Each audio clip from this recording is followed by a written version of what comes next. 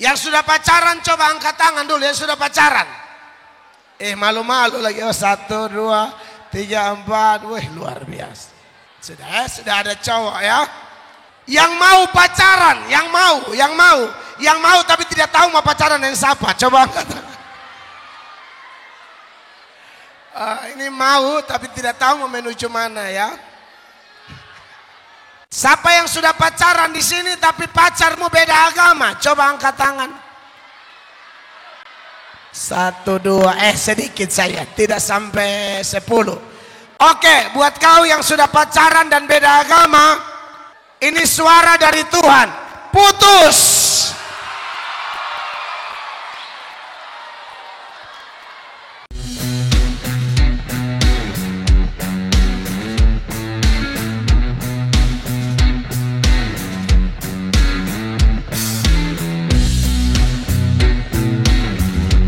Jaga hubungan yang pertama dengan siapa?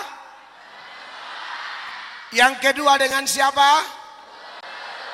Guru. Pintar. Yang ketiga, nah ini juga tidak kalah penting. Ada orang hubungan dengan orang tua bagus, dengan guru bagus, tapi dia salah bergaul. Ini bahaya. Hubungan dengan teman bergaul, ini yang bahaya. Kalau ada 100 buah apel dalam satu kardus, anak-anak perhatikan. 100 buah apel dalam satu kardus. Kalau selama mereka bersama-sama, satu apel busuk, rusak. Maka dengar, yang 99 tidak akan memperbaiki yang satu ini. Tidak, justru yang satu ini yang lama-lama merusak yang 99. Makanya hati-hati dengan pergaulan. Orang tua sudah ajar bagus, di rumah dia bilang iya, amin. Guru, pendeta dia bilang aman. Oke, pas keluar salah bergaul. Bergaul dengan teman yang nakal, yang jahat, yang mengajak dia bikin macam-macam. Nonton film porno, isap rokok, minum minuman keras, berkelahi, tawuran, bolos, pacaran di gelap-gelap,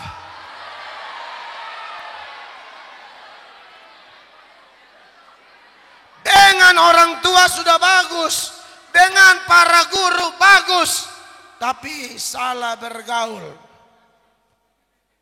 Hati-hati anak-anak terkasih. 1 Korintus pasal 15 ayat 33. Sama-sama baca. 1, 2, 1 Korintus 15 ayat 33. 1, 2, 3. Janganlah kamu sesat. Pergaulan yang buruk merusakkan kebiasaan yang baik. Kebiasaan baik sudah ada saat orang tua bimbing. Kebiasaan baik sudah ada saat guru-guru membimbing. Tapi kebiasaan baik ini akan hilang, akan rusak kalau kita salah bergaul. Saya tadi cerita, saya bilang saya nakal ya. Awalnya tidak nakal. Sama kayak kakak Eci tadi. Hafal 10 hukum Allah. Hafal doa Bapa kami. Hafal 12 rasul. Hafal 7 perkataan di salib. Nilai agama saya di sekolah paling tinggi. Saya bisa ujian agama 60 nomor, 70 nomor. Tidak ada salah satu juga. Sangat. Lomba cerdas cermat juara. Tapi mulai bertumbuh, ketemu teman-teman yang otak miring semua. Aduh kacau. Makanya selepas SD masuk SMP, di kelas 2 saya ditangkap polisi. Saya lagi merokok di jam sekolah. Lalu wartawan foto saya. Langsung muat di waktu itu tahun 94 atau 95. Itu di koran wajah saya. Anting-anting saya penuh di mata nih. Ini bekas anting semua nih. Hidung, leher, bibir ini penuh semua nih. Ini polisi pukul putus dengan daging-daging. Ngeri. SMP sudah brutal habis. Masa tahanan kiri kanan tusuk orang di muka gereja. Orang baru pulang gereja saya tusuk 10 tusukan hampir mati. Dia sudah berteriak Tuhan Yesus tolong pun saya hantam terus.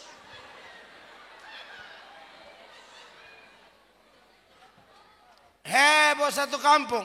Akhirnya masuk lagi, dapat tangkap lagi. Apakah orang tua tidak didik? Didik. Apakah pendeta tidak omong? Tapi saya ketemu satu lingkaran pergaulan, satu circle yang memang berat semua. Semua otak miring. Jadi akhirnya ini ayat tergenapi. Bahwa pergaulan yang buruk merusakkan kebiasaan yang baik. Hati-hati bergaul ya. Apakah kita tidak boleh bergaul? Boleh. Tapi anak Tuhan bergaulnya ada tujuan. Yesus berkata, kamulah garam dunia. Kamulah terang dunia.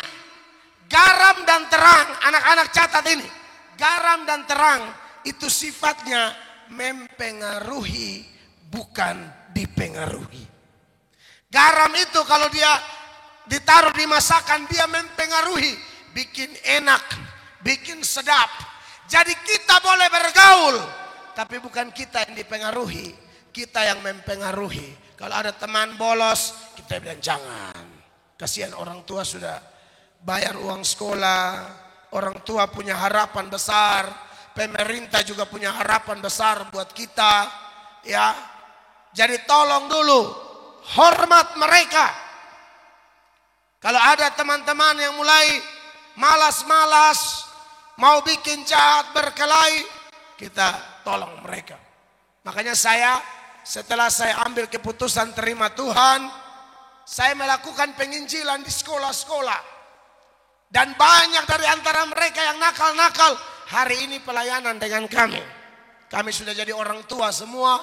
Tapi mereka tahu saya dari gang ke gang, dari tempat ke tempat penginjilan. Jalan kaki saja injili orang. Kalau sekarang saya diundang, saya anggap ini bonus. Saya bukan tipe pendeta tunggu undangan. Saya itu jemput bola. Makanya ada kami punya KKR namanya Road Gang to Gang. Keliling dari gang ke gang semua. KKR. Penuaian, persekutuan tidak bisa muat orang. Sampai sekarang saya pegang gereja di GSJA Amazing Grace. Gereja itu saya tempel di depan gereja. Bengkel orang berdosa. Benar, cuma satu di NTT mungkin atau di Indonesia saya tidak tahu. Di depan gereja tulis bengkel orang berdosa. Bengkel itu tempat orang diperbaiki. Kita semua orang kotor, betul anak-anak terkasih? Jadi gereja bukan kumpulan malaikat. Gereja itu kumpulan orang-orang berdosa yang sudah terima Yesus, tapi terus dibaharui dari waktu ke waktu. Dan hari ini gereja kami penuh. Dan dipenuhi oleh siapa? Mereka yang dulu jahat. Tapi kami dipakai Tuhan membawa pengaruh. Menjadi garam. Menjadi terang. Jadi bergaulah dengan tujuan membawa orang kepada perubahan. Seperti teman-teman New Life Community, panitia KKR dan seminar ini. Mereka punya kerinduan yang besar mempengaruhi anak-anak terkasih supaya kita semua bersatu dan menjadi kekuatan yang besar. Dan kalau itu terjadi, percayalah Kaimana dipulihkan oleh Allah. Tepuk tangan yang meriah begitu. Yang keempat, ini tidak kalah penting. Hubungan keempat adalah hubungan dengan pasangan hidup. Pertama dengan siapa? Orang tua. Kedua dengan siapa? Guru-guru. Yang ketiga dengan teman bergaul. Yang keempat pasangan. Yang sudah pacaran coba angkat tangan dulu yang sudah pacaran. Malu-malu lagi. 1, 2, 3, 4. Wih, luar biasa. Sudah ada cowok ya. Yang mau pacaran, yang mau tapi tidak tahu mau pacaran dengan siapa. Coba angkat tangan. Ini mau tapi tidak tahu mau menuju mana ya. Kalau menurut Bapak Pendeta, sekarang itu kalian masih sekolah toh? Jadi yang belum, kebanyakan belum, saya lihat yang sudah ada beberapa saja. Tapi buat yang sudah pacaran, nanti saya kasih tahu hal-hal apa yang perlu Anda ingat dan lakukan. Dan yang belum pacaran, tidak usah dulu. Sekolah dulu. Soalnya saya ketemu anak-anak tertentu di sekolah bodoh minta ampun. Tapi mau pacaran. Ujian saja 0, pacaran apa? Tapi di sini kelihatan sudah mau pacaran karena di sekolah pintar. Amin. Nilai bagus. Ada tuh yang mau pacaran, terima raport, itu hasilnya merah semua. Sampai raport itu terbakar. Saking merahnya panas. Jadi kalau nilai berantakan, tak usah pacaran. Kau PR tidak kerja tapi kau pacaran apa? Jadi yang belum pacaran tahan dulu. Nanti sudah pintar, sudah berprestasi. Kalau sudah tamat SMA, Tuhan izinkan kuliah. Ya, tidak ada yang larang. Tapi kalau ada yang lebih diprioritaskan, lebih baik prioritaskan itu dulu. Tapi nanti kalau pacaran, dengar syarat pasangan hidup supaya kita jadi anak panah yang berdampak bagi Kaimana atau sekitar kita. Yang pertama, pasangan harus satu iman.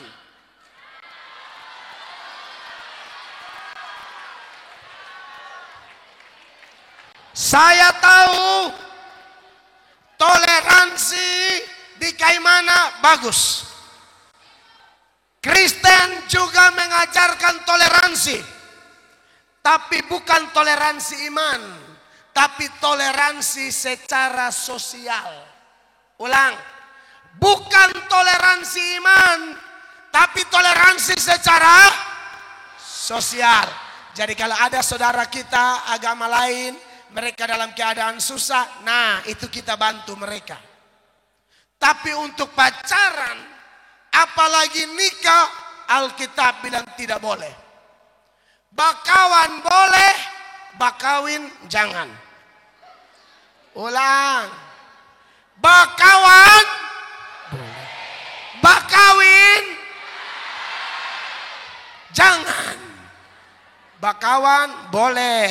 Kemarin Pak Pendeta datang, teman-teman dari GP Ansor jemput. Ya itulah, kita bakawan.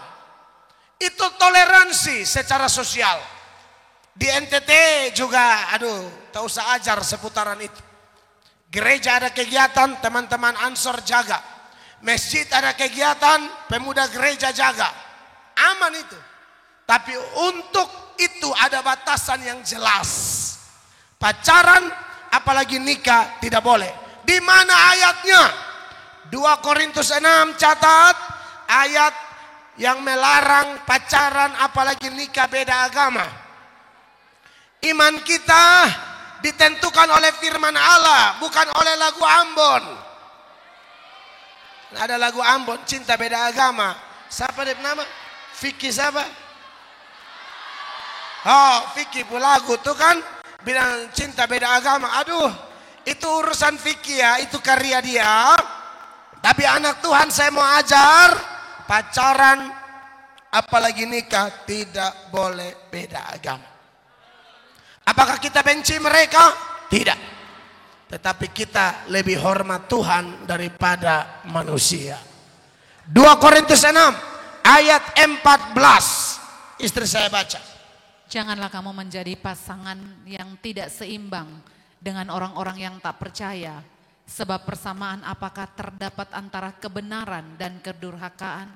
Atau bagaimanakah terang dapat bersatu dengan gelap? Terus. Persamaan apakah yang terdapat antara Kristus dan Belial? Ya.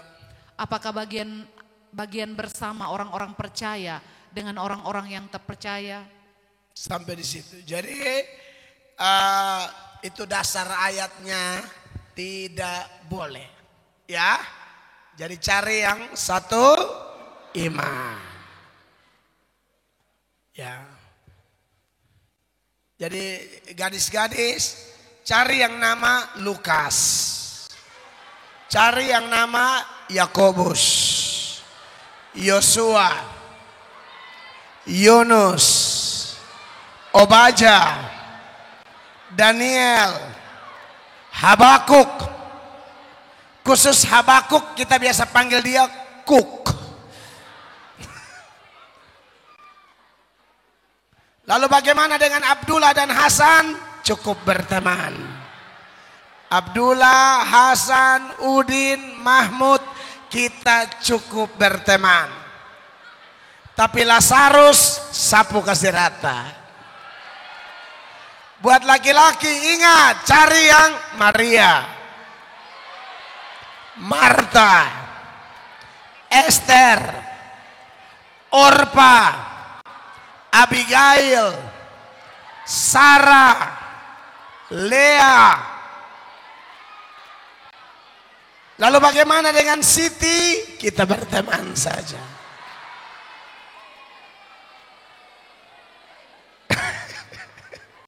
Bagaimana dengan Nur Halisa? Kita berteman saja. Amin. Siapa yang sudah pacaran di sini tapi pacarmu beda agama? Coba angkat tangan. 1, 2, sedikit saya, tidak sampai 10. Oke, buat kau yang sudah pacaran dan beda agama, ini suara dari Tuhan. Putus.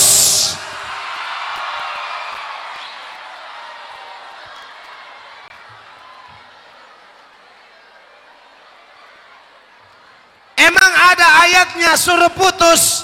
Tolong ayat tadi, ayat 15 atau 16. Ini supaya jangan pikir saya karang-karang. Putus. Lanjut, setelah 15 Tuhan kasih ingat di ayat 16. Persamaan apakah yang terdapat antara Kristus dan Belial? Apakah bagian bersama orang-orang percaya dengan orang-orang tak percaya? Ayat 16. Apakah hubungan bait Allah dengan berhala? Anak Tuhan Yesus itu bait Allah, karena Roh Kudus diam dalam kamu. Di luar itu bukan. Jadi tidak boleh berhubungan. Karena kita adalah bait dari Allah yang hidup. Menurut firman Allah ini, aku akan diam bersama-sama dengan mereka dan hidup di tengah-tengah mereka, dan aku akan menjadi Allah mereka dan mereka akan menjadi umatku. Jadi kalau yang sudah pacaran, lihat ini ayat 17. Ini ayat tentang putus. Dengar. Sebab itu apa? Keluarlah kamu dari antara mereka dan pisahkanlah. Pisah. Beri tepuk tangan dulu.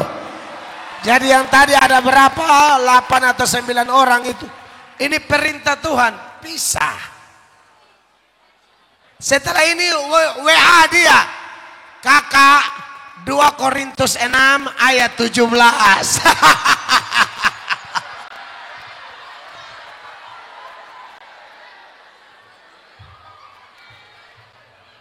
Iya. Jadi harus satu iman. Yang kedua, syarat kalau pacaran nanti, kalau sudah sukses, sudah berhasil, prioritas sekolah semua sudah bagus, lalu sudah waktu usia sudah bagus untuk pacaran, maka yang pertama dia harus seiman. Yang kedua, kalian harus ada cinta. Ada orang tuh bertepuk sebelah tangan, Dia mau dengan kakak, tapi kakak tidak mau dengan dia. Nah ini bahaya. Syaratnya jelas harus cinta. Dan cinta itu timbal balik. Sa cinta ko cinta sa. Kalau saya cinta ko, tapi ko tidak cinta sa, bertepuk sebelah. Cinta itu, sini Bapak ajar tentang cinta. Dengar. Cinta itu ada getaran. Oh iya. Waktu Adam lihat Hawa, ada getaran dalam diri Adam. Lalu Adam berkata kepada Hawa, inilah tulang dari tulangku. Inilah daging dari dagingku. Itu getaran. Makanya dalam Kidung Agung, pasal 4 ayat 19. Kidung Agung pasal 4 ayat 19. Ayat ini bunyi demikian. Kidung Agung 4 ayat 19. Ayat 9. Kidung Agung 4 ayat 9. Engkau mendebarkan hatiku, Dinda, pengantinku. Sampai di situ. Dia lihat dia punya pasangan. Engkau mendebarkan. Jadi kalau lihat, kalau cinta orang tuh, kita lihat tuh ada debaran. Benar ini. Ulang. Baca dulu ini supaya kau tahu ada dia ayat ada. Engkau mendebarkan hatiku, Dinda, pengantinku. Terus? Engkau mendebarkan hati dengan satu kejapan mata. Wih. Itu baru aku lihat mata saja nih. Tendes kiri. Dia baru tendes mata kiri. Itu jantung mau stop. Insya omong. Jadi, tapi ingat. Ini berlaku timbal balik ya. Kakak, kalau kami di NTT bilang nyong dan nona. Laki-laki itu nyong, perempuan itu nona. Kalau nyong lihat nona, nyong bergetar. Nona lihat nyong, nona bergetar. Misalnya kakak nyong lewat, atau ini kakak ganteng satu lewat. Lalu adik ini sudah bergetar nih. Getar sampai menggigil.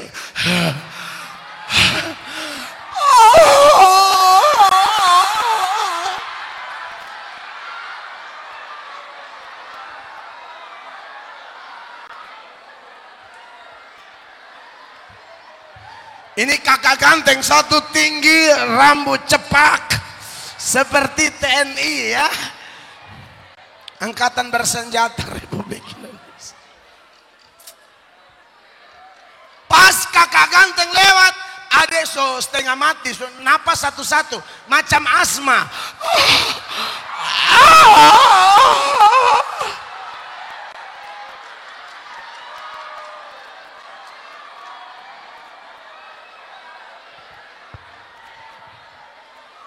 Lalu kakak lewat, kakak bilang, adek kau kenapa?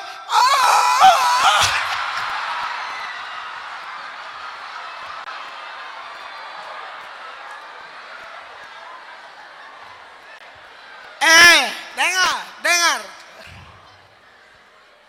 Kalau cinta begitu, sudah suka tuh begitu. Tidak bisa berkata-kata lagi.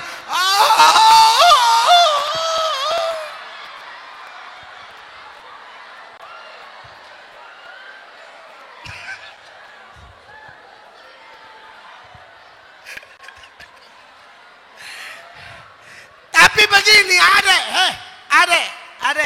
nona, dengar. Kalau kau begitu pastikan kakak juga. Takutnya kakak biasa-biasa saja. Kakak tidak bergetar, kau bergetar sendiri. Langsung kau bilang, kakak bilang, adek malaria. Itu bukan cinta, malaria.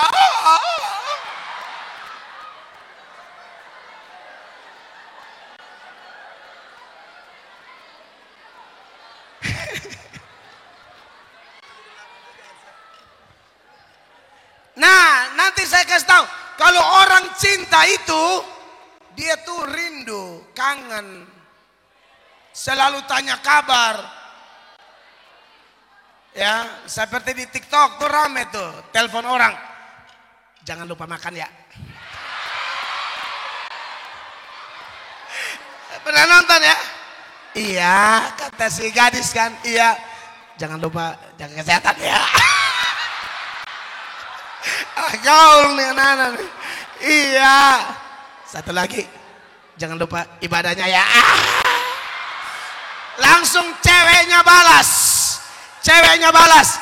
Kamu juga ya? Apa? Jangan lupa. Apa? Jangan lupa kalau kita cuma teman. Sok perhatian banget lu. Jangan lupa makan ya. Jangan lupa ibadah ya. Tahu-tahu di sana lu jangan lupa juga ya. Kita cuma teman ya. Lu jangan sok perhatian. Jadi harus timbal balik. Betul? Dan biasanya tuh rindu. Ini contoh nih. Kakak ganteng rindu adek. Kidung Agung 3 ayat 1. Dia cari. Kalau tidak ada dia cari. Dia telepon. Dia cek. Tanya kabar. Kau sudah makan? Sadar. Kau makan berapa piring? 3 kakak. Wow. Ayo. Kidung Agung 3 ayat 1. Dengar. Di atas ranjangku pada malam hariku cari jantung hatiku. Lalu temui atau tidak?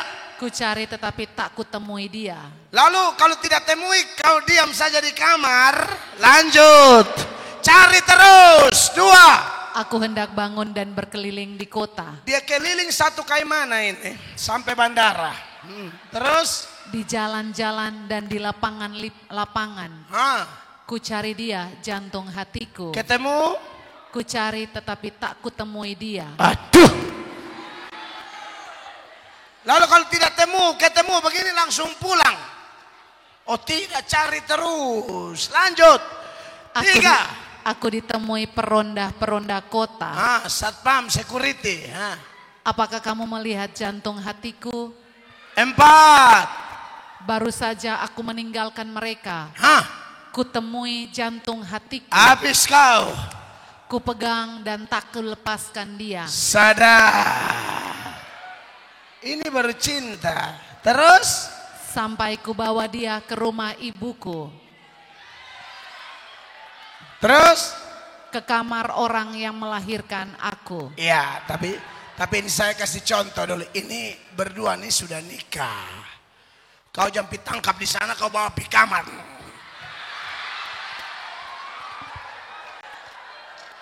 Ini pasangan suami istri. Tapi saya hanya angkat kalau cinta itu begitu. Amin. Ada yang telepon, adek sayang, jangan lupa baca Alkitab ya. Langsung ada yang begini, iya kak, iya kak.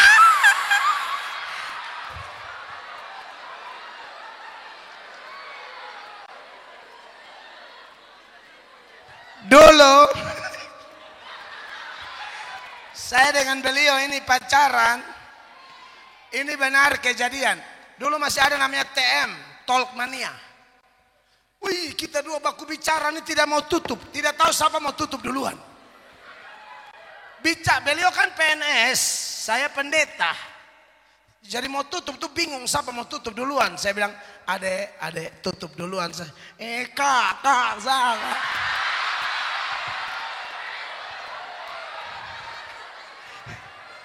Iya ini benar kayak di TV-TV, betul. Ada duluan saya.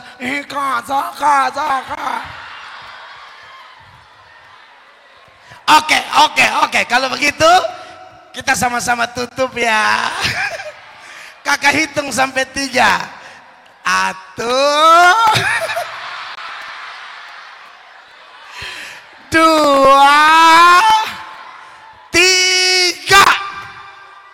Tunggu berapa menit? Kayaknya belum tutup. Kak, tidak jadi tutup. Bicara lagi. Cinta begitu. Ini saya omong betul. Kalau orang sudah satu iman, dia cinta, aduh, itu cinta sejati. Satu kali seumur hidup. Makanya saya kalau di Amerika, pernah saya ke Amerika sendiri, ke Israel, saya harus pasti telepon terus, tanya keadaan.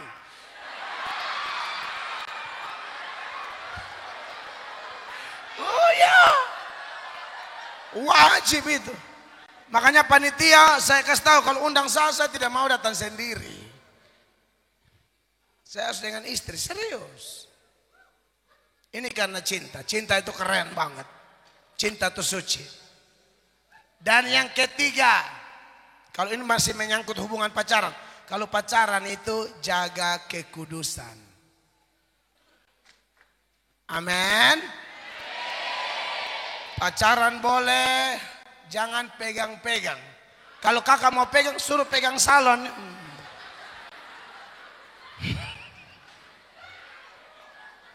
Teladani Yusuf. Yusuf itu keren. Saya lihat banyak anak-anak muda nih melakukan seks di luar nikah. Itu dosa besar. Anda tidak akan menjadi anak panah di tangan pahlawan kalau dari pacaran sudah kurang ajar. Tidak boleh. Jaga kekudusan. Dosa itu terjadi karena 3 hal. Dengar nih anak-anak. Yang pertama, kemampuan. Yang kedua, kesempatan.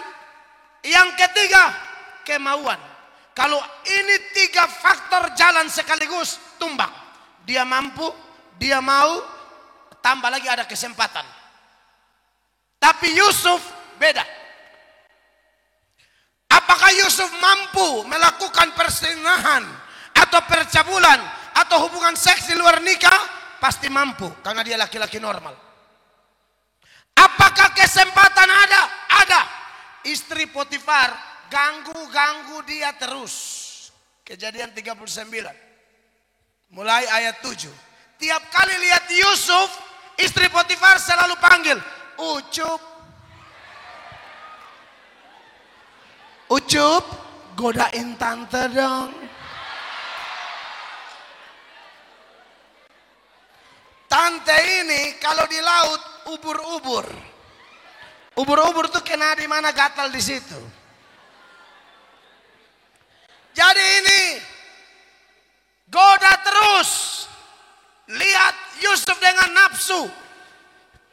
Kejadian 39 ayat 7. Selang beberapa waktu istri tuannya memandang Yusuf dengan birahi. Ya. Lalu katanya, marilah tidur dengan aku. Lihat, ini kurang ajar satu. Satu kali tidak ada orang. Dia mungkin suruh orang semua keluar. Suruh kalau kau main-main di piramida sana. Kan di Mesir toh. Jalan dinas ke piramid. Jangan balik sebelum ibu telepon ya. Ibu mau terekam ini berondong manis satu. Yusuf kan cakep, tampan, manis. 10. Walaupun dari hari ke hari perempuan itu membujuk Yusuf. Bayangkan saja. Yusuf tidak mendengarkan bujukannya itu untuk tidur di sisinya dan bersetubuh dengan dia. Mai tua ganggu tiap hari. Mace ganggu tiap hari. Ucup. Tapi Ucup tidak mau. 11. Pada suatu hari masuklah Yusuf ke dalam rumah untuk melakukan pekerjaannya. Sedang dari seisi rumah itu seorang pun tidak ada di rumah. Waduh, ini kesempatan besar ini. Kalau dengar anak-anak, kalau orang tidak dipimpin Tuhan, habis. Banyak kali kita anak-anak muda nih jatuh karena Anda punya kemampuan dan ada kesempatan, tapi kemauanmu tidak dikendalikan oleh Tuhan. Kalau orang punya kemauan dikendalikan oleh Tuhan, baca ayat 12 sama-sama. 1, 2, 3. Lalu perempuan itu memegang baju Yusuf sambil berkata, marilah tidur dengan aku. Tetapi Yusuf meninggalkan bajunya di tangan perempuan itu dan lari keluar. Ini banyak jatuh bukan lari keluar, lari di tempat. Tunggu di situ ya. Itu namanya pemanasan. Lari Scooby-Doo keluar. Kenapa Yusuf bisa? Sekalipun dia laki-laki normal, jawabannya kemauannya dikendalikan oleh Roh Kudus. Amin anak-anak. Dan oleh karena itu yang terakhir, hubungan paling penting. Dia nomor 5 tapi bukan berarti dia paling kurang penting. Justru ini paling penting. Yaitu hubungan dengan Tuhan. Hubungan dengan orang tua, hubungan dengan para guru, hubungan dengan teman bergaul, hubungan dengan pasangan hidup.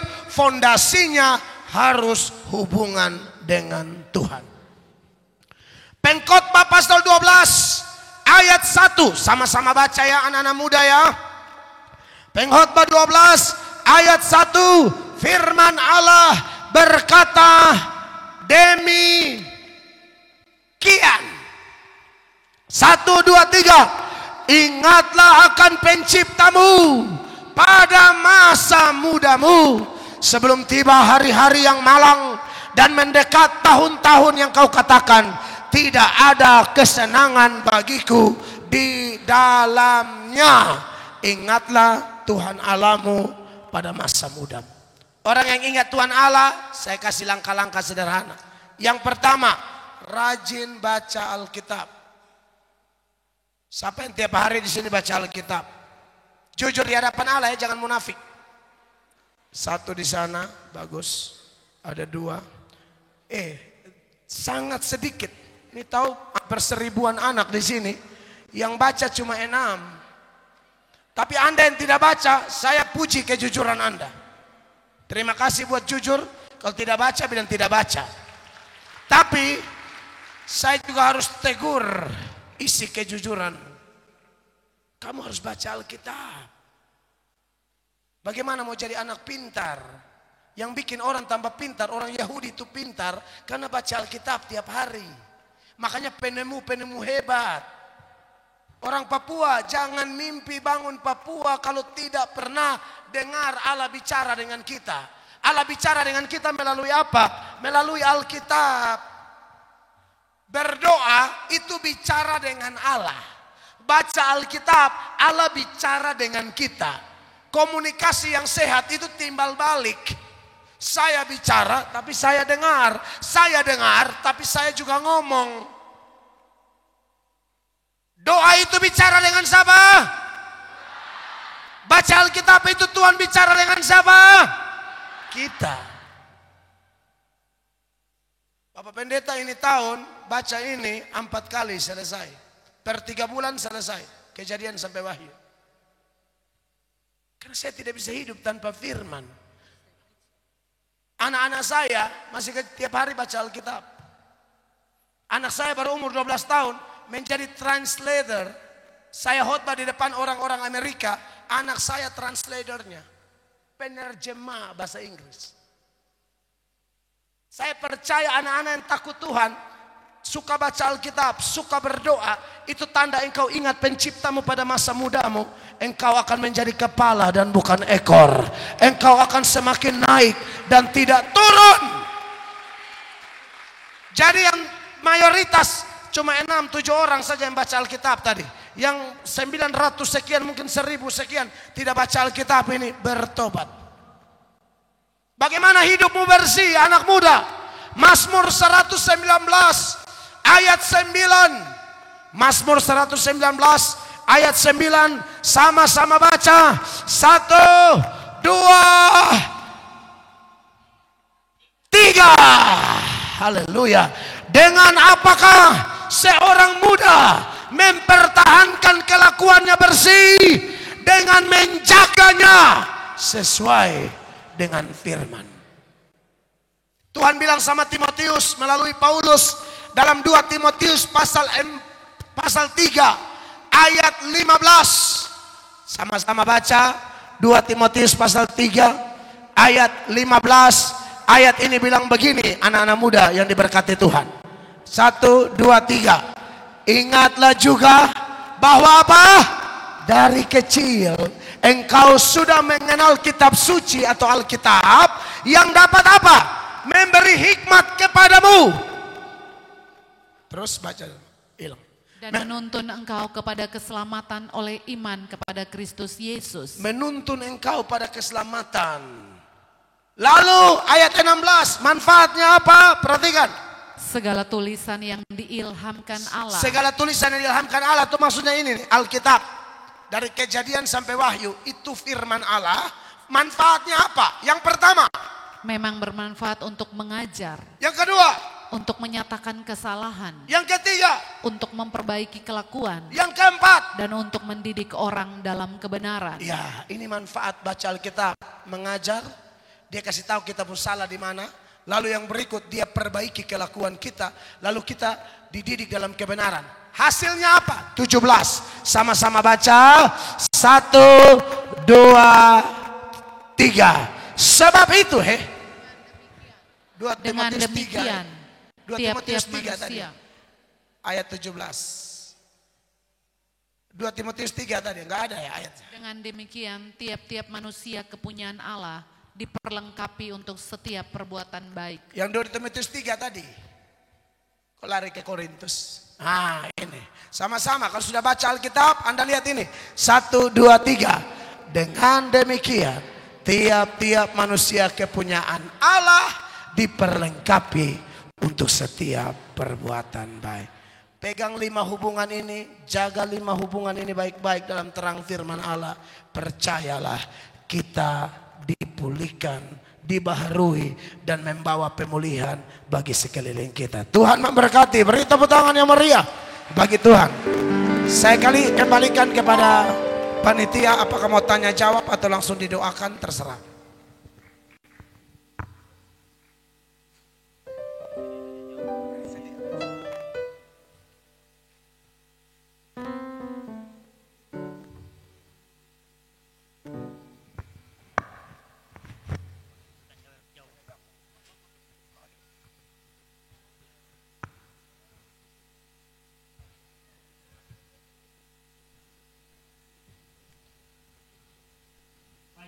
Terima materi toh?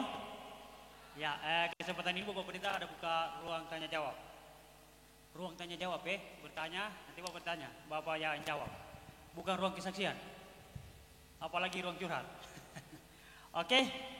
Untuk kesempatan pertama 3 penanya. Untuk kesempatan pertama 3 orang penanya. Ayo, ada anak pintar. Pasti Ada kalian yang mau punya bertanya? pertanyaan. Silakan. 1, mantap. Boleh sesuai materi atau seputaran iman Kristen, boleh. Di luar materi juga nggak ada 2 lagi. masalah. 1 tadi berdiri silakan. Laki-laki belum ada yang berani. Laki-laki kayak nama nih tidak berani kah bertanya. Ada lagi? 2 orang lagi. Kalau suara-suara kecil jago, tapi tidak berani. Mana dong? Buktikan. Mana yang di belakang sana? 2. 1 lagi.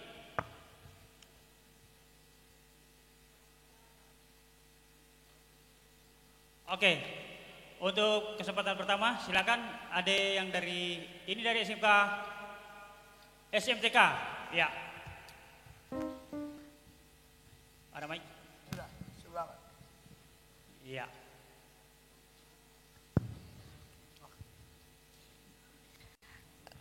Oke, shalom, selamat pagi. Salam, dari mana? Sekolah mana? Perkenalkan, nama saya Ripka Pati, saya mewakili sekolah SMTK Negeri Kaimana. Akrabnya panggil siapa? Obed, bukan? Ripka saja. Oh, Ripka, oke. Bercanda. Di sini saya mau bertanya tentang pembentukan penting, yang itu pembentukan di dalam rumah yang di keluarga.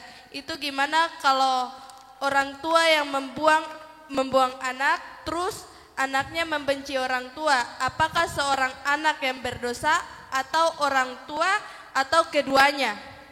Terima kasih. Siap, terima kasih. Wow, tepuk tangan, itu pertanyaan luar biasa.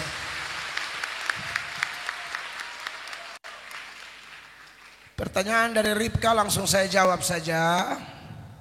Yang lain siap-siap pertanyaan Anda.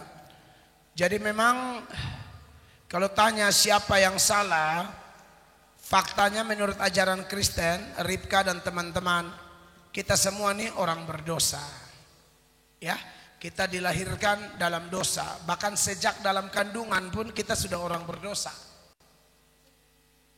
Kejadian Mazmur 51 ayatnya yang ke-7. Ayat itu mengingatkan bahwa dari dalam kandungan kita sudah orang berdosa. Silakan dibacakan Mazmur 51 ayat 7. Sesungguhnya dalam kesalahan aku diperanakan, dalam dosa aku dikandung ibuku. Iya, jadi prinsipnya semua orang sudah bawa dosa. Itu akibat pelanggaran Adam dan Hawa. Maka semua orang menjadi berdosa dan itu namanya original sin atau dosa asal. Tapi yang Ripka tanyakan itu bukan tentang dosa asal, tapi seputaran actual sin atau dosa yang menjadi kenyataan, menjadi perbuatan ya. Oke, kalau dalam konteks itu orang tua buang anak, lalu anak benci orang tua. Ripka tanya, yang salah ini siapa? Orang tua atau anak atau dua-dua? Jawabannya adalah sudah pasti orang tuanya berdosa. Kalau orang tua buang anak tuh berdosa luar biasa. Itu orang tua yang dipakai setan. Tapi kemudian anak benci orang tua, itu juga dosa. Harusnya kalau ada anak yang dibuang orang tua, caranya bagaimana supaya dia jangan berdosa? Karena anak tidak tanggung dosa orang tua. Orang tua juga tidak tanggung dosa anak. Tidak. Solusinya anaknya harus bertobat sekalipun orang tuanya jahat. Orang tua saya sangat jahat pada saya. Saya disiksa kayak binatang. Memang kalau saya belum terima Yesus, saya tidak tahu apa itu pengampunan, apa itu memaafkan. Saya tidak mengerti. Saya juga punya dendam. Maka papa dan mama saya berdosa, saya juga. Tapi kalau kita lihat perbuatan mereka, katakanlah mereka tidak mau bertobat, ya urusan kita buat keputusan bertobat. Contoh, data ayat yang menjadi dasar. Yehezkiel pasal 18 ayat 14. Dengar ayat ini. Yehezkiel 18 ayat 14. Silakan. Sesungguhnya kalau ia melahirkan seorang anak, dan anak ini melihat segala dosa yang dilakukan ayahnya, tetapi menginsafi hal itu sehingga tidak melakukan seperti itu. Iya, jadi ini anak lihat papanya jahat, tapi ini anak bilang, saya mau bertobat, saya tidak mau jadi seperti bapak. Langsung ayat 20. Orang yang berbuat dosa itu yang harus mati. Anak tidak akan turut menanggung kesalahan ayahnya, dan ayah tidak akan turut menanggung kesalahan anaknya. Sampai di situ. Jadi tidak ada itu bilang, oh orang tua tanggung dosa anak, anak tanggung. Tidak ada dalam Kristen begitu. Tanggung masing-masing. Makanya ini ayat bilang, saya mau bertobat. Caranya bagaimana? Datang pada Tuhan. Raja Daud itu, ya Ripka ya, dia tuh anak tertolak. Raja Daud. Bayangkan saja acara pelantikan yang mau ganti tuh, ganti Saul, semua abang-abangnya, kakak-kakaknya tuh ada di rumah. Dia tidak dimasukkan di dalam pelantikan itu. Memang dia anak yang tidak dianggap, anak tertolak. Tapi kemudian dia buat mazmurnya di Mazmur 27 ya. Coba buka dulu Mazmur 27 ayat 10. Dia bilang begini. Silakan. Sekalipun ayahku dan ibuku meninggalkan aku, namun Tuhan menyambut aku. Beri tepuk tangan yang meriah begitu. Jadi Ripka akan menjadi dosa semua, papa dan anak dosa. Kalau bapak bikin salah, anak dendam, ya sama-sama berdosa. Caranya bagaimana? Kalau orang tua kita andai kata dia jahat, ya kita bertobat. Siapa tahu melalui pertobatan kita, kemudian kita juga bisa membawa dia menjadi bertobat. Begitu ya. Makanya saya punya orang tua itu, Akhirnya waktu dia sudah menderita, saya urus dia, saya peluk dia, saya rawat dia. Tiba-tiba dia bilang, Mel, Bapak mau omong, Bapak minta maaf, Bapak banyak siksa Mel. Saya bilang tidak apa-apa Bapak, beta cinta Bapak. Beta sayang Bapak. Saya cium dia di kepala. Dia bilang, Mel, nanti Papa meninggal, Mel tolong Mel yang pimpin ibadah. Siap. Beta sangat mengasihi Bapak. Dan Bapak tahu kenapa beta mengasihi Bapak? Saya mengasihi Bapak. Karena Yesus mengubah hatiku. Jadi anak-anak, mungkin engkau terluka dengan orang tua, datang pada Kristus. Kristus akan ubahkan hatimu. Engkau akan mengampuni siapapun, termasuk orang tuamu yang pernah menyakiti engkau. Tepuk tangan yang meriah bagi Tuhan. Itu jawaban saya, Ripka. Tuhan berkati. Next.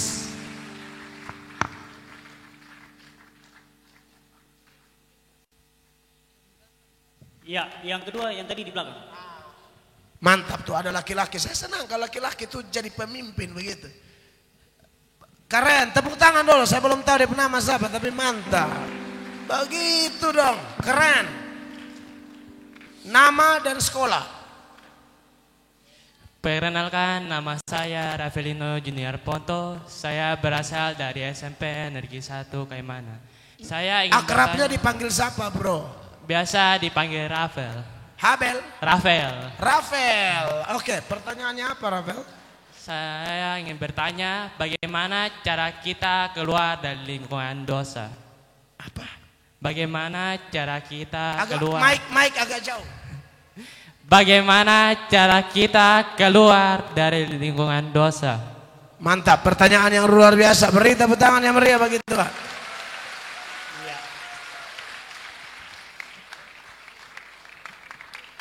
Itu pertanyaan yang sangat mendasar sekali. Sangat baik. Bagaimana caranya keluar dari lingkungan dosa? Oke. Jadi memang tadi malam saya khotbah, Rafael dan teman-teman. Salah satu cerita yang menggambarkan orang berdosa itu adalah cerita tentang anak bungsu yang hilang. Pernah dengar kah? Dia tinggalkan bapaknya, dia hanya lebih butuh harta daripada bapak. Bagi dia bapak tidak penting, yang paling penting harta. Lalu dia pergi, dia berfoya-foya, hidup duniawi dengan pelacur-pelacur. Dan akibatnya adalah hartanya habis. Yang kedua, dia kena bencana, kelaparan, melarat habis-habisan. Tapi kalau Rafael bertanya, bagaimana caranya belajar dari si bungsu? Yang pertama, dia mulai menyadari keadaannya. Perhatikan Lukas 15 ayat 17. Saya kalau memberi jawaban selalu pakai firman ya. Lalu ia menyadari keadaannya, katanya, betapa banyaknya orang upahan Bapakku yang berlimpah-limpah makanannya, tetapi aku di sini mati kelaparan. Ya, jadi langkah pertama, teman-teman, sadar dulu, ada perenungan. Orang merenung, kayak dulu saya bertobat, saya ditangkap polisi berkali-kali, lalu saya mulai sadar. Saya bilang, waduh, ini kalau begini terus nih, lama-lama saya mati di tangan polisi. Lama-lama saya mati di penjara. Saya mau bertobat. Jadi yang pertama sadar, yang kedua bikin komitmen. Harus bikin keputusan. Saya mau bertobat. Banyak orang hanya menyesal tapi tidak disertai komitmen. Jadi harus menyesal, menyadari, lalu bikin komitmen. Ayat 18 dia bikin komitmen. Perhatikan. Aku akan bangkit dan pergi kepada Bapakku dan berkata kepadanya, Bapa, aku telah berdosa terhadap sorga dan terhadap Bapa. Iya. Yang pertama menyesal, yang kedua bikin komitmen, dan yang ketiga ayat 20 dia menindaklanjuti komitmen. Banyak orang hanya setahap menyesal, bikin komitmen, tapi tidak menindaklanjuti. Harus ditindaklanjuti. 20. Maka bangkitlah ia dan pergi kepada bapaknya. Yes. Ketika ia masih jauh, ayahnya telah melihatnya. Lalu tergeraklah hatinya oleh belas kasihan. Ayahnya itu berlari mendapatkan dia, lalu merangkul dan mencium dia. Jadi caranya begitu, Rafael. Menyesal atau sadar. Yang kedua komitmen. Yang ketiga menindaklanjuti komitmen. Pulang ke rumah Bapa, masuk dalam persekutuan dengan Bapa. Di Kaimana ini ada New Life Community atau ada persekutuan orang-orang muda yang bagus. Anda bisa gabung di sana. Dulu saya keluar dari kumpulan jahat itu, saya diisi dulu di persekutuan, baru saya pergi jadi terang. Jangan baru komitmen 1 hari langsung kembali, itu selesai, tidak bisa. Harus bertahan dulu di persekutuan yang benar, komunitas yang rohani, yang sehat. Kita diisi oleh firman dan kuasa Roh Kudus, baru kita mampu jadi berkat bagi orang lain. Begitu ya bro ya. Tuhan memberkati. Beri tepuk tangan yang meriah bagi Tuhan. Next. Bapak masih ada satu lagi. Iya, yang dari sini. Silakan berdiri. Kakak Tari di depan sini, Kakak Tari paling depan. Iya, mantap. Waduh, ini sudah 2 laki-laki keren nih. Tepuk tangan dulu.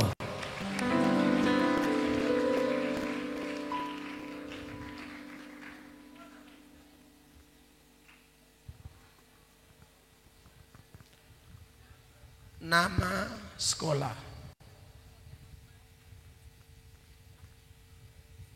Shalom, Salam.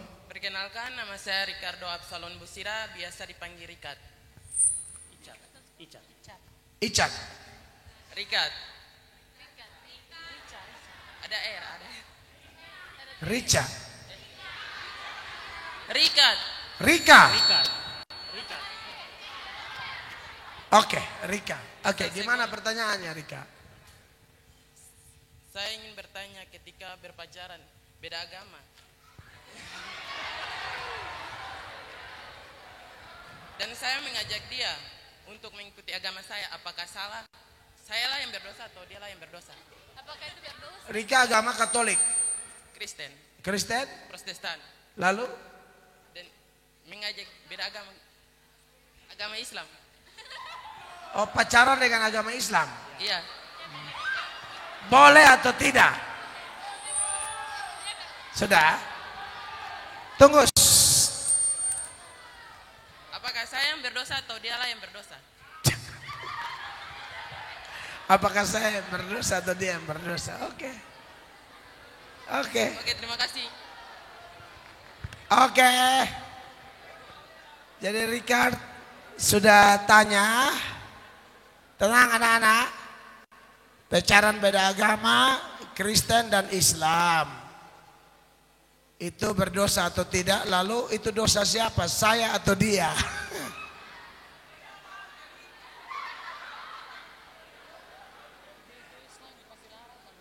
Ya, jadi begini, setahu saya ya, teman-teman di Islam itu juga ada aturan.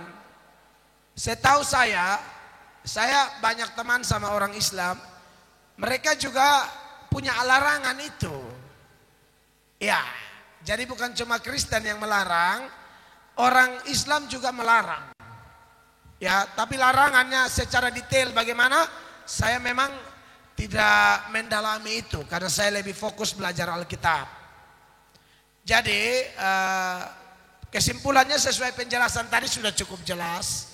Dasar firman di 2 Korintus 6 ayat 14 sampai 18 itu adalah salah satu dasar kitab suci. Bahkan di dalam Kristen sendiri, andai kata suami orang menikah nih, suaminya meninggal, atau istrinya meninggal, kalau dia menikah lagi, itu syaratnya harus orang percaya. Mana ayatnya? 1 Korintus 7 ayat 39 kalau tidak salah, saya cek. 1 Korintus 7, silakan. Istri terikat selama suaminya hidup. Ulang. Istri terikat selama suaminya hidup. Iya. Kalau suaminya telah meninggal, ia bebas untuk kawin dengan siapa saja yang dikehendakinya, asal orang itu adalah seorang yang percaya. Iya. Jadi memang ajaran tentang satu iman tuh banyak sekali datanya. Salah satunya ini yang saya munculkan sekarang. Jadi apa definisi dosa, Richard? Dosa itu artinya melanggar hukum Allah. 1 Yohanes 3 ayat 4. Ini definisi dosa menurut surat 1 Yohanes. Ayat 4. Ya.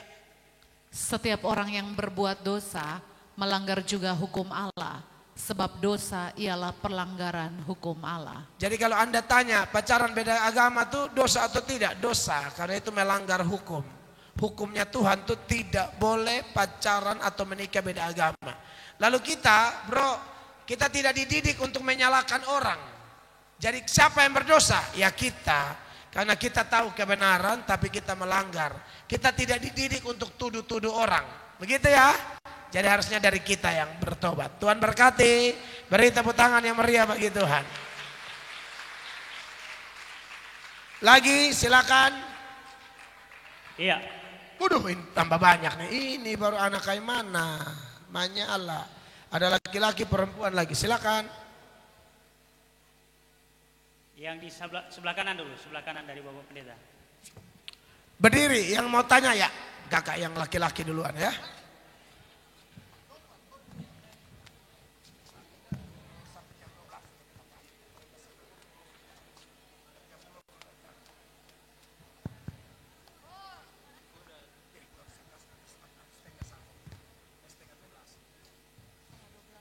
Perkenalkan, nama saya Rasya Pernatubun, asal sekolah SMK YPKF Atakaimana.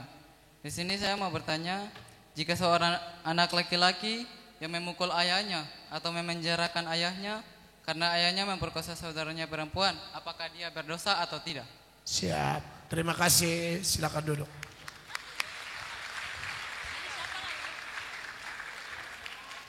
Kalau seorang anak laki-laki memukul ayahnya karena ayahnya memperkosa saudara perempuannya, lalu kemudian dia memenjarakan ayahnya, itu berdosa atau tidak?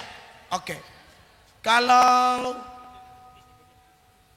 memukul, saya anggap sesuai firman tadi di Keluaran 21 ayat 15 itu tetap dosa. Tapi kalau memenjarakan tidak dosa. Kenapa? Karena ini negara hukum. Ada aturan, ada undang-undang. Ada pemerintah. Pemerintah itu hamba Allah. Jadi kalau memang itu sesuai hukum dan siapapun dia, mau orang tua, mau anak, mau pendeta sekalipun, melanggar hukum dan kemudian gara-gara itu ada laporan masuk yang melapor tidak dosa. Itu jalur yang tepat. Jadi memukul tetap dosa, tapi memenjarakan tidak dosa. Begitu saudara. Tuhan berkati. Oke, saya secara cepat. Siapa lagi berdiri? Ya, silakan berdiri yang sudah pegang mic. Baik, terima kasih atas kesempatannya. Siap. Perkenalkan, nama saya Jevan Immanuel Parintak dari SMA Negeri 2 Kaimana. Siap. Saya ingin bertanya, bagaimana jika kita tidak mengembangkan talenta yang diberikan Tuhan? Apakah hal tersebut merupakan sikap berdosa dan tidak menghargai apa yang Tuhan berikan? Sekian. Terima kasih.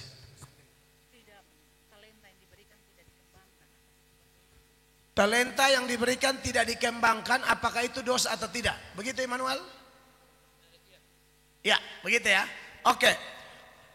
Itu dosa. Apa dasarnya? Saya kasih contoh aja. Pernah baca cerita perumpamaan tentang hamba-hamba yang mendapatkan talenta? Ada yang dapat 5, ada yang dapat 2, ada yang dapat 1. Yang 5 tuannya pergi kembali sudah jadi 10. Dia bilang, hambaku yang baik, setia, turutlah dalam kebahagiaan Tuhanmu. Yang dapat 2 pulang sudah lipat ganda jadi 4. Mantap. Tapi yang 1 dia kubur, Tuhan marah besar. Mana ayatnya? Matius 25 ayat 26. Ini bukti bahwa itu dosa. Talenta harus dipakai, jangan dikubur. Perhatikan, Maka jawab tuannya itu, hai kamu hamba yang jahat dan malas. Ya, bagi yang tidak memakai talentanya, engkau jahat, engkau malas. Seperti ayat ini. Terus? Jadi kamu sudah tahu bahwa aku menuai di tempat di mana aku tidak menabur dan memungut dari tempat di mana aku tidak menanam. Ya, sampai di situ. Jadi dengar, ini bukti bahwa itu adalah berdosa. Makanya Tuhan marah sama dia karena dia kubur talenta. Walaupun cuma satu, tapi talenta itu harus dilipat gandakan atau dipakai. Tapi orang ini kubur, maka Tuhan menyebut dia sebagai apa? Jahat. Itu yang pertama. Yang kedua, malas. Papua ini tidak akan diberkati kalau di tanah Papua ini dipenuhi oleh orang malas. Tapi saya yakin Anda bukan orang malas. Amin. Beri tepuk tangan yang meriah bagi Tuhan. Harus rajin belajar, rajin baca Alkitab, rajin kerja PR. Pemalas tidak akan diberkati. Amsal bilang, hai pemalas, pergilah kepada semut, lihatlah lakunya dan jadilah bijak. Bagi Tuhan, pemalas derajatnya di bawah binatang. Makanya jangan malas. Amin. Kalau sudah jahat, malas, tambah lagi ayat 30. Tuhan bilang, Matius 25 ayat 30, orang ini hidup tidak ada guna.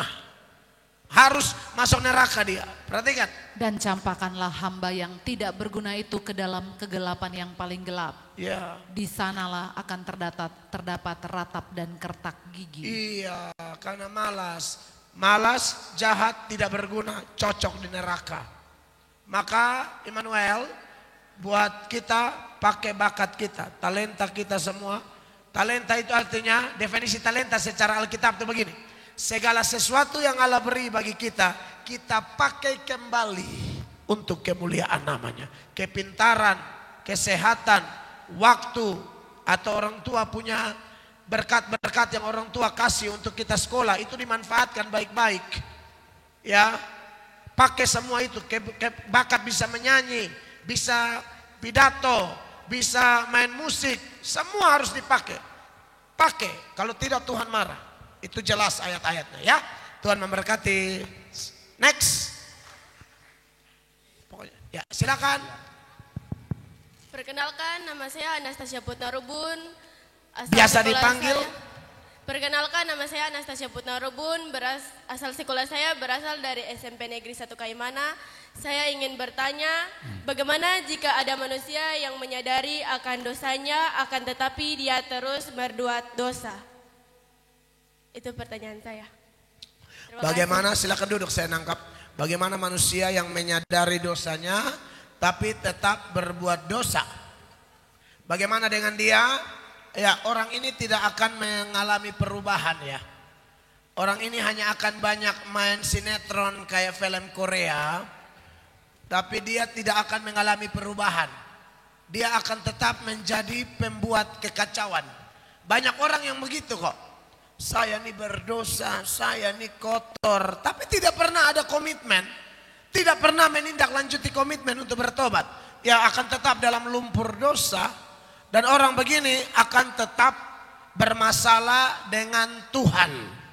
Jadi memang tidak benar kalau hanya sadar, harus ada tindakan nyata.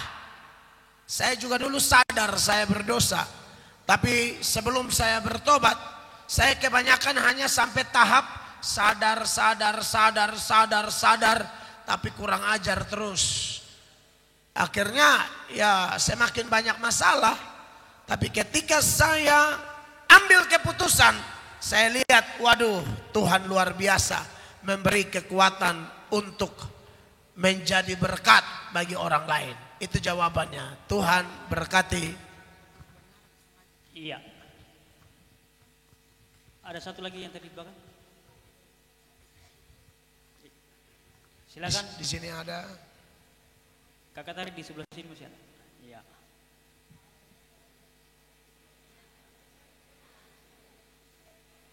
Masih ada beberapa ya. Mungkin kita sampai 1:30 aja ya. 1:30, 1:30. Karena jam 2 Pak Pendeta ada seminar lagi. Silakan.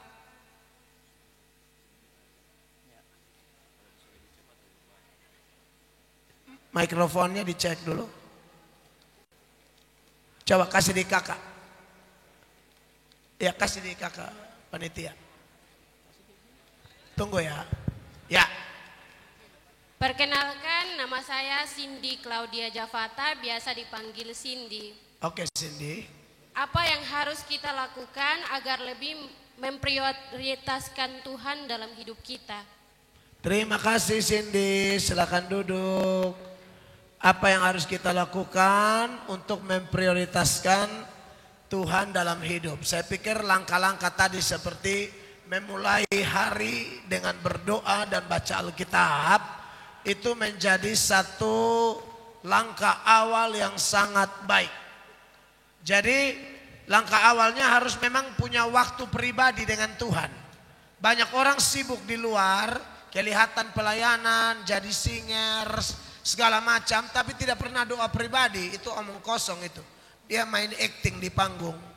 Anak Tuhan yang baik, kalau mau prioritaskan Tuhan, dimulai dari buka mata, mulai bangun hubungan dengan Tuhan. Itu tanda bahwa Tuhan lebih penting dari apapun dan siapapun. Dan percayalah, orang yang terbiasa melatih diri, membangun hubungan pribadi dengan Tuhan, berupa baca Alkitab dan berdoa, istilahnya saat teduh, HPDT,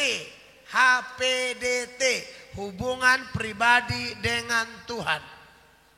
Kalau dia punya HPDT, maka percaya ini orang kuat. Raja Daud itu suka berdoa, Yusuf suka berdoa, Petrus menang di janji. Petrus bilang, Tuhan yang lain goncang, saya tidak. Tuhan bilang, Petrus, hari ini, malam ini juga, sebelum ayam berkokok 2 kali, menurut versi Injil Markus, engkau menyingkal aku 3 kali. Petrus bilang, oh tidak, mereka goncang, saya tidak. Saya rela mati dengan engkau.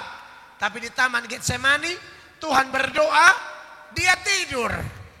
Tuhan bilang, Petrus, tidak bisakah engkau berjaga-jaga 1 jam saja? Maksudnya jaga dalam doa. Itulah orang, kalau menang di janji tapi tidak kuat berdoa, omong kosong. Dia janjinya mau membela Allah, janjinya mau memprioritaskan Tuhan, tapi fondasinya tidak kuat. Fondasinya apa? Hubungan pribadi dengan Tuhan. Begitu ya Cindy ya.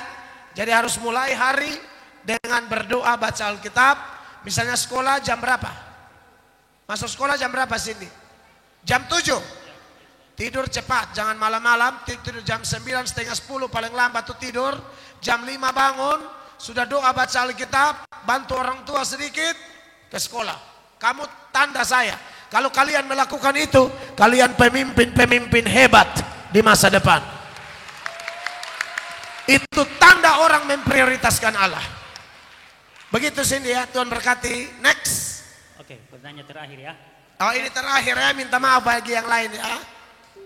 Perkenalkan, nama saya Paulus Lukas de Pole Leftungun, biasa dipanggil Paul, dari SMP Misi. Saya mau bertanya, kenapa dilarang berpacaran atau menikahi dengan agama lain? Siap, pintar, pertanyaannya keren. Ini anak cerdas. Kalau Anda ikuti materi saya memang tidak kasih tahu alasannya apa. Saya hanya kasih tahu larangan.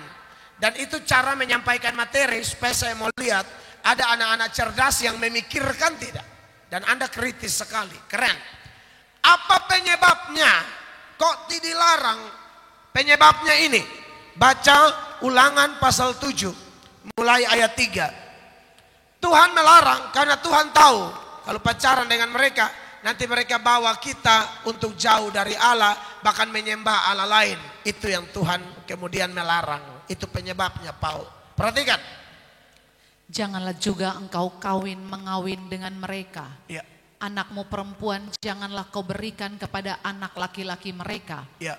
Ataupun anak perempuan mereka jangan kau ambil bagi anakmu laki-laki. Kenapa? Sebab mereka akan membuat anakmu laki-laki menyimpang daripadaku. Itu dia. sehingga mereka beribadah kepada Allah lain. Maka murka Tuhan akan bangkit terhadap kamu dan ia akan memunahkan engkau dengan segera. Sampai di situ. Begitu Paul ya.